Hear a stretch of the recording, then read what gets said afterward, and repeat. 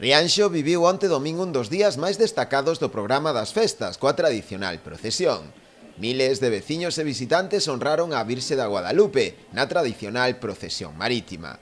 Tras a misa solemne que, como é tradición, se celebra na Capela da Guadalupe, os rianxeiros sacaron a pasear a moreniña pola ría. Levamos unha vestimenta tradicional que se levou toda a vida, que consta dunha falda cun mandil por enriba e unha blusa, e os homes unha camisa tamén cun pantalón azul e un cinturón cun flotador colgado. Que hai que ir a Guadalupe, que son as mellores festas do mundo. Un ano máis a procesión converteuse nun exemplo de devoción e sentir popular, así como tamén de comunión entre as xentes de Rianxo e aqueles que veñen de fora para render homenaxe a Guadalupe.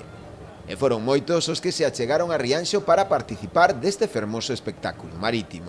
Disfrutando de todos e cada un dos momentos, hai uns máis solenes, uns máis protocolarios como é a procesión, mas hai outros tamén tempo para a festa.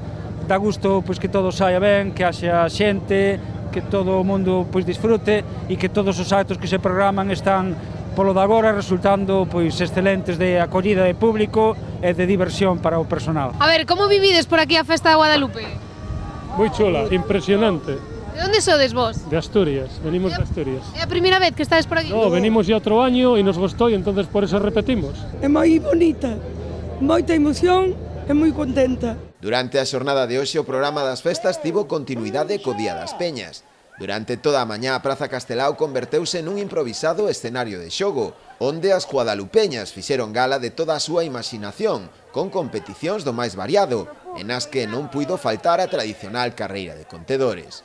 As festas, que se prolongarán ata o próximo venres, terán mañá a Padrón como protagonista, municipio co que Rianxo está irmanado.